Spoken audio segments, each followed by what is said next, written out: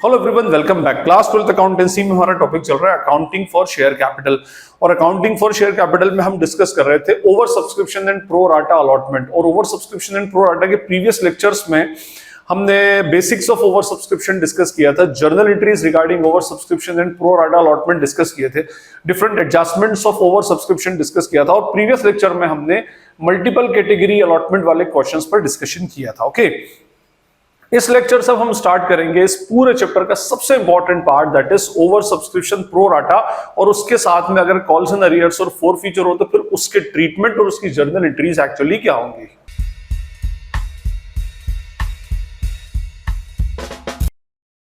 हमारा ये जो चैप्टर है ये over subscription and pro rata का कंसेप्ट है। अब over subscription and pro rata हम ऑलरेडी प्रीवियस लेक्चर्स में बहुत बार डिस्कस कर चुके हैं। प्रो राटा अलॉटमेंट का मीनिंग होता है प्रोपोर्शनेट अलॉटमेंट, ठीक है।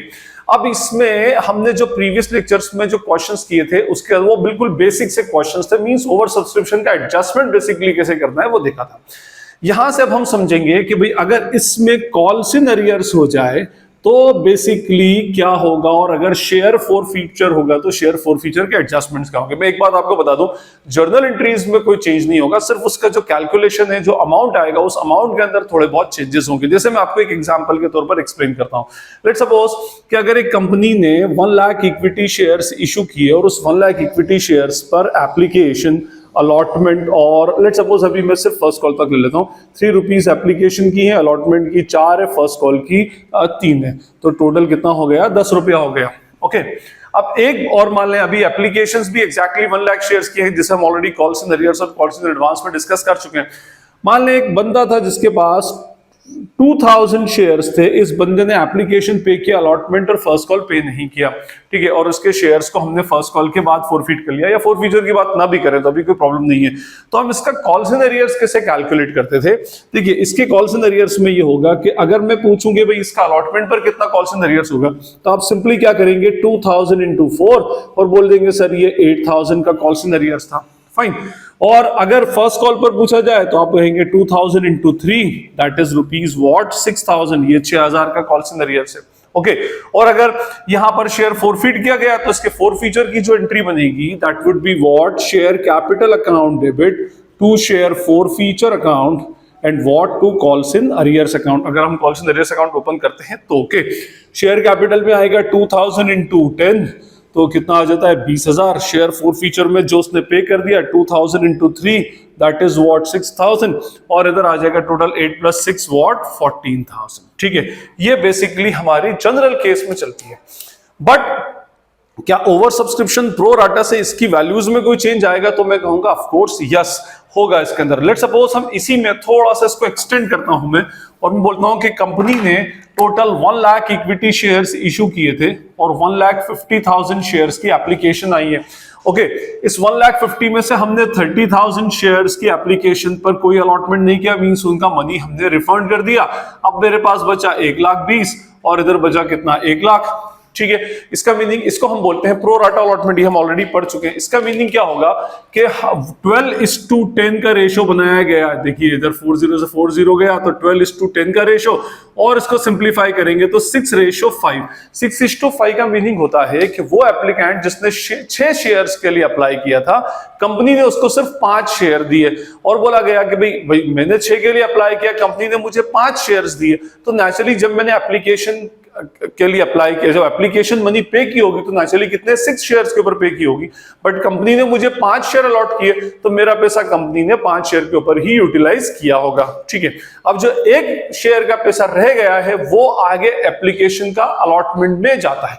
बस यहां से आपकी थोड़ा सा ये जो एडजस्टमेंट है थोड़ा सा कॉम्प्लेक्स हो जाता है। देखिए मैं आपको एक्सप्लेन करता हूं। जैसे मान लीजिए कि यहां पर 1,20,000 और 1 लाख ये हमारा रेशो बन रहा था। इसका मीनिंग ये हुआ कि 1 लाख शेयर्स हमने अलॉट किए किन लोगों को, जिन लोगों ने टोटल 1,20,000 शेयर्स के लिए अप्लाई किया था। 1,20,000 शेयर्स मांगने वालों को हमने सिर्फ 1 लाख शेयर्स ही क्या किए हैं, अलॉट किए हैं, ठीक है। ये तो बात समझ में आ गई। और हमने इसका रेशो बनाया तो वो रेशो बना 12:10 या 6:5। इसका मीनिंग हर 6 शेयर के एप्लीकेंट को हमने सिर्फ 5 शेयर अलॉट किए। 5 शेयर एक्चुअल अलॉटमेंट उसके पास कितने हैं, 5 शेयर का है, ठीक है। अब देखिए यहां पर मैंने आपको एग्जांपल दिया था कि बंदे के पास 2000 शेयर्स हैं, मतलब 2000 शेयर्स अलॉटेड है, ये जनरल केस था। अब अगर मैं इस स्पेसिफिक केस के अंदर आऊं और अगर किसी बंदे के पास मैं यही लेता हूं कि अगर 2000 शेयर्स अलॉटेड हैं तो नेचुरली उसने 2000 शेयर से ज्यादा के लिए अप्लाई किया था, फिर 2000 शेयर से ज्यादा के लिए अप्लाई किया तभी तो उसको प्रो राटा की बेसिस पर 2000 शेयर्स अलॉट हुए।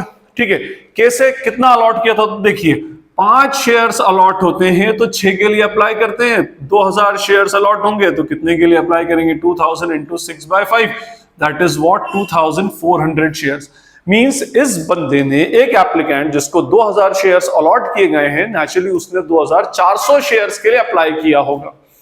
ये तो सिंपल सा फंडा। हमने ये अलॉटेड शेयर्स गिवन थे तो हमने अप्लाइड शेयर्स निकाले, अप्लाइड गिवन होंगे तो अलॉटेड में। अभी आपको पूरा इसका कैलकुलेशन बताऊंगा, फिलहाल तो मैं आपको इसका बेसिक कंसेप्ट एक्सप्लेन कर रहा हूं कि एक्चुअली होता क्या है।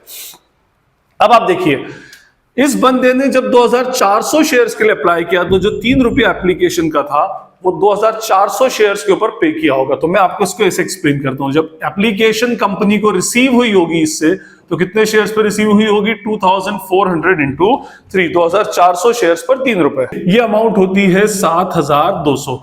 इसका मीनिंग ये हुआ कि इस बंदे ने इनिशियली 2400 शेयर्स के लिए अप्लाई किया था और पर शेयर 3 रुपीज के हिसाब से टोटल 7200 रुपए की एप्लीकेशन इसने कंपनी को पे की।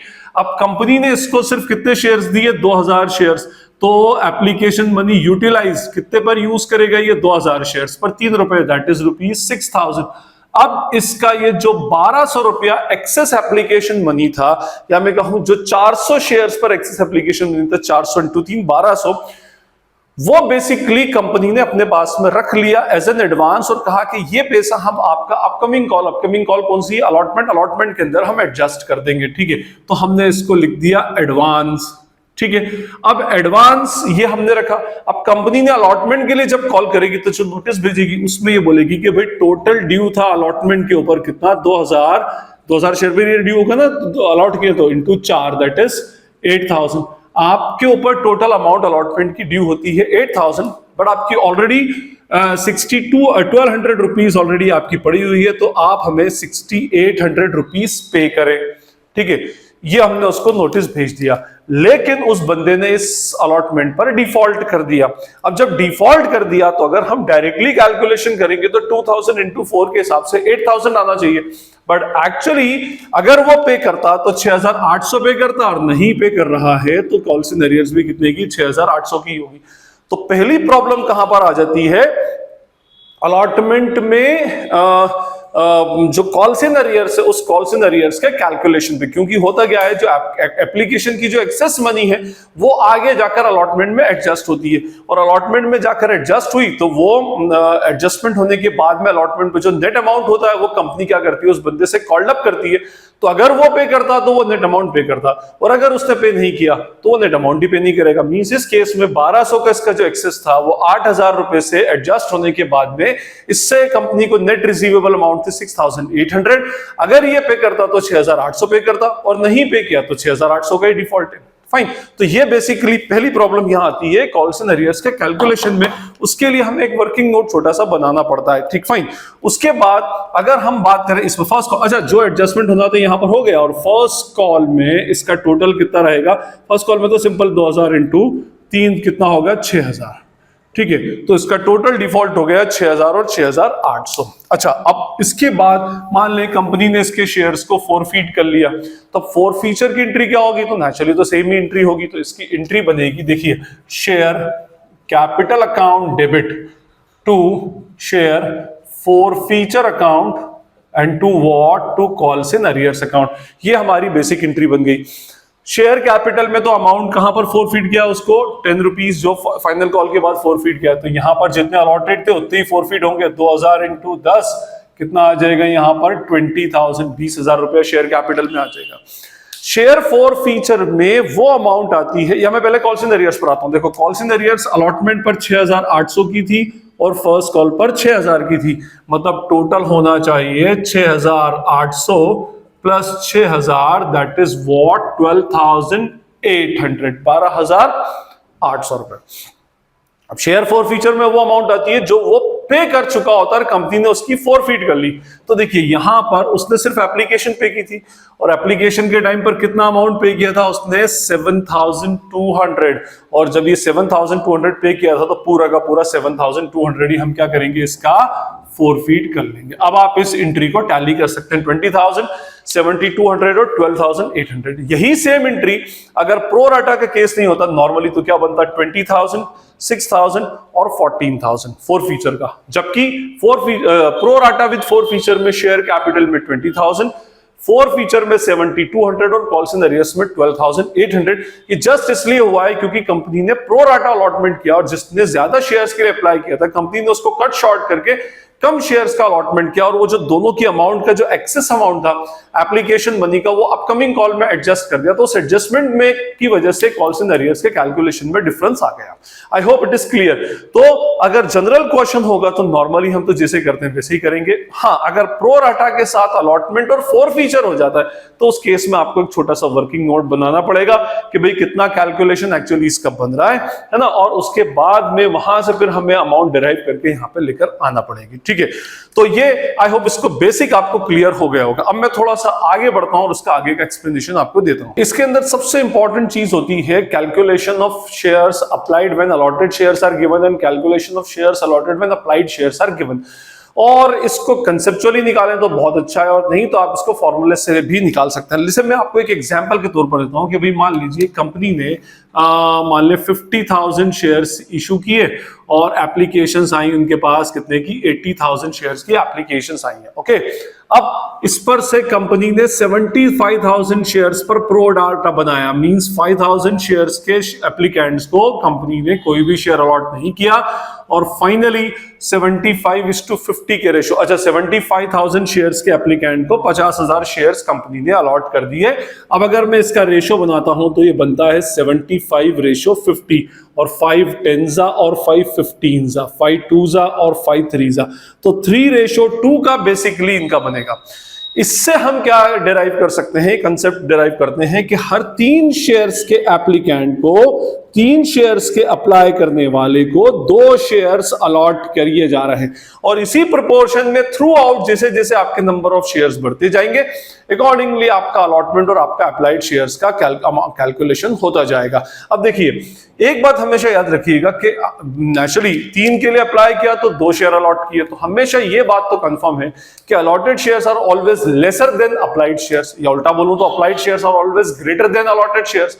अप्लाइड शेयर्स हमेशा ज्यादा होंगे, अलॉटेड शेयर्स हमेशा कंपैरेटिवली अप्लाइड से कम होंगे। ओके, अब अगर मान लें आपको क्वेश्चन में दे दिया कि भाई मिस्टर ए नाम का एक बंदा है जिसको कंपनी ने 2,000 शेयर्स अलॉट किए, या तो ये बोलेंगे कि to whom 2,000 shares were allotted, या ऐसा लिखेंगे mister A holding 2,000 shares, mister A जिसके जो 2,000 शेयर्स को होल्ड करता है, तो नेचुरली वो उतने ही शेयर्स को होल्ड करेगा जितने शेयर्स कंपनी ने उसको अलॉट किए। तो अगर होल्ड करता है या अलॉटेड वर्ड आ गया तो मींस उसके पास 2,000 शेयर्स अलॉटेड थे। अब मैंने आपसे क्या कहा कि अगर मुझे कॉल्स इन अरियर्स निकालनी है, मान लें कि भाई एप्लीकेशन पर अलॉटमेंट और फर्स्ट कॉल, अभी हम ये ले लेते हैं, इसमें एप्लीकेशन पर 5 अलॉटमेंट पर 4, फर्स्ट कॉल पर 1। अब मुझे इस बंदे ने एप्लीकेशन पे की, अलॉटमेंट फर्स्ट कॉल पे नहीं की, मुझे अलॉटमेंट की कॉल्स इन अरियर्स निकालनी है। अलॉटमेंट वो इंस्टॉलमेंट है जिसमें एप्लीकेशन का मनी आगे आकर एडजस्ट होता है। ओके, तो मुझे ये देखना पड़ता है, चलिए जब इसको 2,000 शेयर अलॉट हुए हैं तो उसने 2,000 शेयर्स के लिए तो अप्लाई नहीं किया होगा। ओके, इसने हमेशा उससे ज्यादा के लिए अप्लाई किया है क्योंकि रेशो 3:2 का बन रहा है। ओके, तो मैं इसको ऐसे कैलकुलेट करूंगा। देखिए 2 शेयर्स अलॉट होते हैं तो 3 शेयर्स के लिए अप्लाई किया जाता है, तो on allotment of 2 shares applied for 3 shares, 2,000 shares allot होंगे तो कितने के लिए अप्लाई किया जाएगा, 2,000 into 3/2, that is what 3,000 shares. Means इसने जब एप्लीकेशन पर पैसा दिया होगा तो 3,000 शेयर्स पर मनी दिया होगा। ओके, इसी तरह से अगर मान लो मिस्टर बी के आपको ये दे दिए कि इसने 9,000 शेयर्स के लिए अप्लाई किया, हु अप्लाइड फॉर 9,000 शेयर्स। अब आपको इसके अलॉटेड निकालना है, तो नेचुरली अगर अप्लाइड गिवन है तो अलॉटेड उससे कम ही होंगे, तो उस केस में यहां पर हमारा फॉर्मूला उल्टा बन जाएगा, 9,000 shares into 2/3, that is equals to what 6,000 shares. I hope it is clear. तो अप्लाइड शेयर्स अगर गिवन हो तो उसके लिए हमें अलॉटेड शेयर्स निकालना पड़ेंगे। ये जो रेशो बनेगा ये अप्लाइड वाला है और ये अलॉटेड वाला है। तो अगर अप्लाइड से अलॉटेड पर जाना है तो इंटू 2/3 हो जाएगा, और अप्लाइड से अलॉटेड से अप्लाइड पर जाना है तो इंटू 3/2, क्योंकि हमेशा अप्लाइड शेयर्स जो होते हैं वो बेसिकली अलॉटेड शेयर से हमेशा ज्यादा होता है। तो अगर अलॉटेड गिवन हो तो अप्लाइड, और अगर आप फॉर्मूले में थोड़ा भी कंफ्यूजन हो 3/2 या 2/3, तो सिर्फ इतना याद रखिएगा कि applied shares are always greater than allotted shares. तो अलॉटेड शेयर से ये हमेशा ज्यादा होंगे। तो अगर अलॉटेड शेयर्स गिवन है तो अप्लाइड हमेशा उससे ऊपर ही निकलेंगे। या तो आप यूनिटरी मेथड से बिठा लें या फिर आप चाहें तो उसको फॉर्मूले से भी बना सकते हैं। तो अप्लाइड गिवन हो तो इंटू अलॉटेड गिवन और अप्लाइड निकालना हो तो इंटू 3/2, और अलॉटेड गिवन हो अप्लाइड गिवन और अलॉटेड निकालना हो तो इंटू 2/3। फाइन। तो मैं ये बता रहा था आपको कि ये कैलकुलेशन यहां पर होगा। अब देखिए यहां पर इसने एप्लीकेशन मनी जब पे की होगी, एप्लीकेशन मनी कंपनी को जो रिसीव होगी वो कितने शेयर्स पर होगी? 3000 इंटू 5, 3 5 15,000। और उसके बाद फिर हम करेंगे लेस यूटिलाइज। तो यूटिलाइज कितने शेयर्स पर होगा? 2000 इंटू 5, 2000 इंटू 5, 2 5 10,000 रुपीज इसमें से डिडक्ट। तो हमारे पास एक्सेस मनी जो है वो 5000 है, और इसी एक्सेस एप्लीकेशन मनी को हम एडवांस अज्यूम कर लेते हैं। कंपनी इसको एडवांस मान लेती है और अपकमिंग कॉल के अंदर क्या करती है? इसको एडजस्ट कर लेती है। तो हम करेंगे less due on allotment. Allotment पर कितने शेयर्स पर ड्यू करेगी कंपनी? 2000 शेयर्स पर 4 रुपए से टोटल ड्यू अमाउंट होता है 8000, है ना। मींस कंपनी को शेयर होल्डर से अलॉटमेंट पर 8000 रुपए रिसीव करते थे, बट 8000 में से 5000 ऑलरेडी एडवांस के पड़े हुए हैं, तो कंपनी को इससे नेट 3000 रुपया लेना था। अब अगर ये आप कंपनी को पेमेंट करता तो 3000 रुपीज का पेमेंट करता, और अगर कंपनी को पेमेंट नहीं किया तो 3000 का ही नहीं किया। तो calls in arrears, net calls in arrears allotment के ऊपर कितने की हो जाएगी? 3000 रुपीज की। उसके बाद जो अमाउंट एडजस्ट होना था हो गया। फर्स्ट कॉल के ऊपर तो कितना होगा? 2000 इंटू 1, 2000 रुपीज। ठीक है, तो टोटल कॉल्स इन अरियर्स हमारा बन जाएगा कितना? 3 और 2 5000 रुपीज का। ओके, अब इसमें अगर देखिए इसको हम ओवरऑल अगर क्वेश्चन को अगर हम सिंपली सॉल्व करें तो ये क्वेश्चन इस तरह से सॉल्व होगा कि ये हमारा केस था। अच्छा, फर्स्ट एंट्री हमारी क्या बनना चाहिए इसमें? हमारा फर्स्ट एंट्री तो जैसे एज यूजुअल होती है, bank account debit what to share application account. ठीक है, bank account debit to share application, और एप्लीकेशंस कितने शेयर्स की आई है? 80,000 शेयर्स की। तो 80,000 इंटू 5, 5 8 40, टोटल 4 लाख रुपए की एप्लीकेशंस कंपनी को रिसीव हुई है। और सेकंड एंट्री जो इंपॉर्टेंट है, आप हमेशा करते आ रहे हैं फॉर फीचर प्रो राटा में, शेयर एप्लीकेशन अकाउंट डेबिट कितने से? 4 लाख रुपीज से ये अमाउंट इधर आ जाएगी। To share capital account, to share capital account में कितना आएगा भाई? शेयर एप्लीकेशन, हाँ, टू शेयर कैपिटल में 50,000 शेयर इशू के, तो 50,000 के हिसाब से आएगा। तो 50,000 इंटू 5 कितना हो जाएगा? ये total 2,50,000। To share allotment account, to share allotment में जो अपकमिंग कॉल, आगे वाली कॉल के अंदर हम इसको एडजस्ट कर रहे हैं कितने शेयर्स पर? 25 और 50 का डिफरेंस, 25,000 शेयर्स पर। तो 25,000 इंटू 5 दैट इज व्हाट? 1,25,000। और remaining amount to bank account, to bank account के अंदर जो हम बेसिकली रिफंड करते हैं वो आ जाता है इसमें। तो 5000 शेयर्स पर हमने रिफंड किया। 5000 इंटू 5 इज इक्वल्स टू 25,000। ठीक है, तो ये हमारा टोटल 4 लाख रुपए हो गया। ओके, थर्ड एंट्री अब आप ध्यान से देखिएगा, इसमें थर्ड एंट्री बनेगी share allotment account debit to share capital. Share allotment debit to share capital में कितना आएगा? 50, पूरा क्वेश्चन 50,000 पर चलेगा। 50,000 into 4 that is rupees 2 lakhs। Okay, अब अलॉटमेंट की जो बैंक एंट्री है वो सबसे इंपॉर्टेंट और सबसे क्रूशियल एंट्री। क्यों? क्योंकि इसलिए क्योंकि इसके अंदर पहले तो जो एक्सेस एप्लीकेशन आ चुकी है वो एडजस्ट होगी, प्लस ये जो डिफॉल्ट है 3,000 रुपए का ये एडजस्ट होगा। तो इसका एंट्री बनेगी bank account debit, calls in arrears account debit में calls in arrears account open करके एंट्री कर रहा हूं। Calls in arrears account debit to share allotment account. अब देखिए अलॉटमेंट में हमें लेना था टोटल 2 लाख, जिसमें से ऑलरेडी कितना आ चुका है? 1,25,000। ठीक है, तो यहां पर आना था हमारे पास टोटल 75,000 रुपीज। ओके, बट क्या पूरा 75 रिसीव हुआ? तो आंसर इज नो। इसमें से 3,000 रुपए का डिफॉल्ट है, तो net amount received is rupees 72,000। Okay, ये हमारी नेट अमाउंट रिसीट इसके अंदर हो गई। तो ये पहला जो हमारा over subscription pro rata with calls in arrears होता है, तो पहली एक सबसे जो हमारा एडजस्टमेंट होता है इंपॉर्टेंट, वो क्या होगा, at the time of allotment कितना नेट अमाउंट रिसीव हुआ है और कितना कॉल्स इन अरियर्स है, वो वर्किंग नोट अपने आप में सबसे इंपॉर्टेंट है, ठीक है। उसके बाद मैं एंट्रीज में डालता हूं fifth entry, share first call debit to share capital, share first call to share capital 50,000 into 1, that is what 50,000 and what 50,000।